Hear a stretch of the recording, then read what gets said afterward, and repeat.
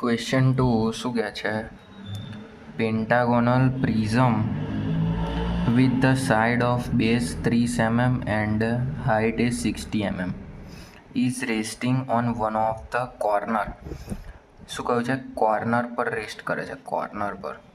એટલે બેઝ છે 30 mm, 30 mm નો આપણે પેન્ટાગોન દોરી દીધો, કોર્નર પર રેસ્ટ કરે છે એટલે પહેલો આ સાઈડ કોર્નર આવશે, બરાબર. પ્રિઝમ છે પેન્ટાગોનલ એટલે પહેલાં 30 mm નો દોરી દીધો પેન્ટાગોન, પ્રોજેક્શન ખેંચી લીધા, એ ડેશ બી એટલે કઈ ગયું, હા, B dash E dash C dash D dash, બરાબર. હવે શું કરવાનું કે જે પેન્ટાગોન આપણે દોર્યો 30 mm નો, એમાં વચ્ચે એક સેન્ટર બનાવવાનું, બધી સાઈડના મિડ પોઈન્ટ લઈને બધાના કોર્નર જોડે અટેચ કરી દેવાના. પછી એના બી પ્રોજેક્શન લઈ લેવાના, એટલે એના નામ આવશે 1 2 3 4 5, બરાબર. પછી કયું તો કઈ ગયું, હાઈટ છે 60 mm, એટલે પહેલાં તો અહીંથી 60 mm બધેથી આ પ્રોજેક્શન જે કરે અહીંથી 60 mm લાઈન દોરી દેવાની, અને આ સેન્ટર લાઈનના પ્રોજેક્શન નહીં દેખાય એટલે ડેશવાળી, પછી આ જોઈન્ટ મારી દેવાની. ડન. અહીં 1 ડેશ 2 ડેશ 5 ડેશ એક જ લાઈનમાં છે, 3 ડેશ 4 ડેશ એક જ લાઈનમાં છે. હવે નેક્સ્ટ પોર્શન શું કહું છું? It's base on HP. Based on HP, the longer edge containing that corner is inclined at 45 degree to HP. Angle છે 45 ડિગ્રીનો, એટલે પહેલાં આપણે અહીંયા પોઈન્ટ લીધો A1 ડેશ, ત્યાંથી 45 ડિગ્રીનો એંગલ બનાવી દીધો. ડન. હવે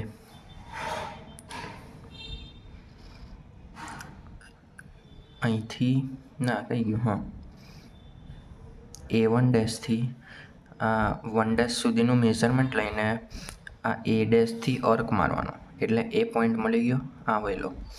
હવે 1 ડેશથી 2 ડેશ 5 ડેશનું મેઝરમેન્ટ લઈને 1 ડેશથી અહીં એક અર્ક માર્યો, પછી 1 ડેશથી સેન્ટરવાળી લાઇનનું મેઝરમેન્ટ લઈને એક અર્ક અહીં માર્યો, 1 ડેશથી 3 ડેશ 4 ડેશનું મેઝરમેન્ટ લઈને અર્ક અહીં માર્યો, એટલે એક આટલી લાઈન મળી ગઈ.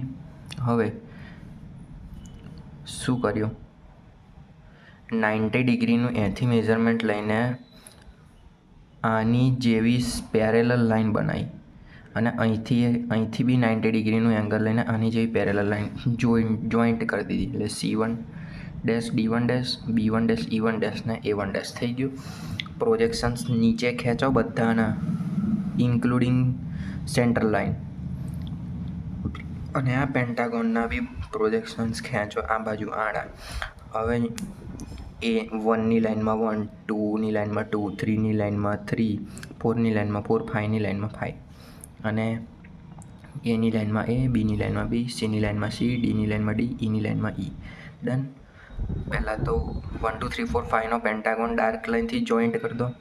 પછી ABCDEનો પેન્ટાગોન, એમાં બે સાઈડ નહીં દેખાય પ્રોજેક્શનમાં, A to E અને A to B વાળી, એટલે એને ડોટેડ લાઇનથી રિપ્રેઝન્ટ કરો, અને B1 C1 D1 અને E1 આટલી ડાર્ક લાઇનથી જોઈન્ટ કરો. પછી આટલો રહેશે 5 ને E1 જોઈન્ટ કરો, 4 ને D1 જોઈન્ટ કરો, પછી 3 ને 6 જોઈન્ટ કરો, અને 2 B1 જોઈન્ટ કરો, અને સેન્ટરવાળી લાઈન જે છે A1, એટલે આ પોઈન્ટ A1 અને 1 એના બી પ્રોજેક્શનમાં નહીં દેખાય, એટલે એને બી ડેશવાળી લાઈનથી રિપ્રેઝન્ટ કરો. હવે લાસ્ટ પોર્શન પર આવી જાઓ. The plane of prism axis makes an angle of 30 degree to VP. Draw the projection of solid. 30 degree to VP કહ્યું. પહેલાં તો અહીંયા આપણે પોઈન્ટ લીધો, 30 ડિગ્રીએ લાઈન બનાવી દીધી મસ્ત. પછી કઈ ગયું લે, હા, આ જે અહીંયા ઇન્ટરસેક્ટ થયેલું આ પોઈન્ટ P આપ્યો, Pથી 1 મેઝરમેન્ટ લાઈન કંઈક આપણે એવું મૂકવાનું કે આ જે પેન્ટાગોન છે, પેન્ટાગોનલ સોલિડ, એ XY લાઈને ટચ ના થવું જોઈએ એટલા ડિસ્ટન્સે મૂકવાનું. ના થવો જોઈએ. એટલે આટલું મૂક્યું, 2 પોઈન્ટ મળ્યા. હવે આ પીથી તે એ સુધી, એટલે એ બી પોઈન્ટ ફાઇન્ડ કરી દીધો આપણે. હવે ઇઝી થઈ જશે. એથી ઈનું મેઝરમેન્ટ લો. ના, પહેલાં ડી પોઈન્ટ ફાઇન્ડ કરીએ. તો પીથી ડીનું મેઝરમેન્ટ લો, અર્ક મારો. પછી એથી ડીનું મેઝરમેન્ટ લઈને અહીંથી અર્ક ક્રોસ કરી દો.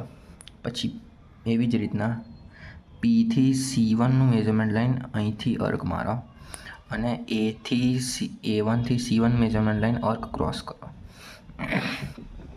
એવી જ રીતના D1 થી E1 મેઝરમેન્ટ લઈને અહીં અર્ક મારો. પછી એથી ઈ લઈને અહીંથી ક્રોસ કરો.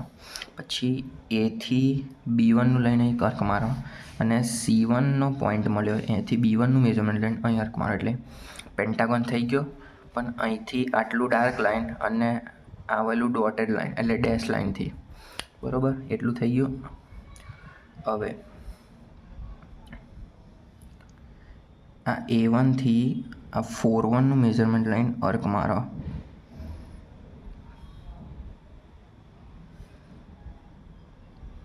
અને P થી 4-1નું મેઝરમેન્ટ લઈને અર્ક ક્રોસ કરતો.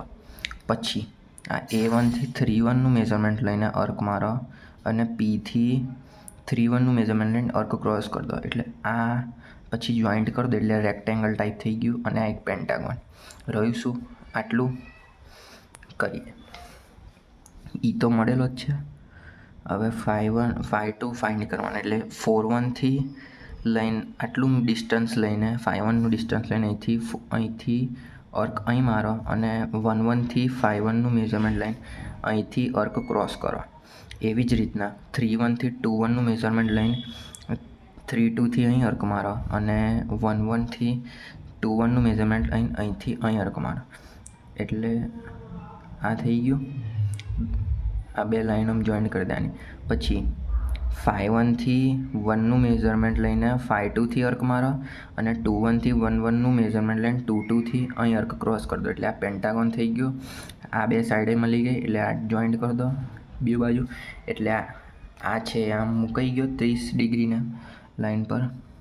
બધાના પ્રોજેક્શન્સ ખેંચી લો ઉપર. કઈ લાઈન બાકી ના રહેવી જોઈએ, ઇન્ક્લુડિંગ A to B સેન્ટરવાળી બી. બધી લાઈન ઉપર ખેંચી લો. આ બાજુ બધી લાઈન આડી ખેંચી લો, પણ સેન્ટરવાળી નહીં ખેંચો તો ચાલશે. પછી એવી ઉપર કરેલું એની લાઈનમાં A, બીની લાઈનમાં B, Cની લાઈનમાં C, Dની લાઈનમાં D, Eની લાઈનમાં E. એટલે આ પેન્ટાગોન આવો થઈ ગયો. પછી 1-1 વાળો 1ની લાઈનમાં 1, 2ની લાઈનમાં 2, 3ની લાઈનમાં 3, 4ની લાઈનમાં 4, 5ની લાઈનમાં 5. પેન્ટાગોન થઈ ગયો. પણ પ્રોજેક્શન્સમાં આપણે આ નહોતું દેખાતું. હવે આના જે પ્રોજેક્શન્સ લઈશું એમાં બે ઊભી લાઈન નહીં દેખાય. કઈ કે 5-2 અને E2 વાળી આ લાઈન પ્રોજેક્શનમાં નહીં દેખાય. એટલે આને ડેશ કરી દીધું. પછી જે હતી 4-2 અને D2 વાળી લાઈન, 4-2 અને D2 આ બી પ્રોજેક્શનમાં નહીં દેખાય. એટલે આને બી ડેશ લાઈન કરી દીધી. બાકી બધી dark line. Done. Projection of solid થઈ ગયું પેન્ટાગોનલ પ્રિઝમનું. ઓકે.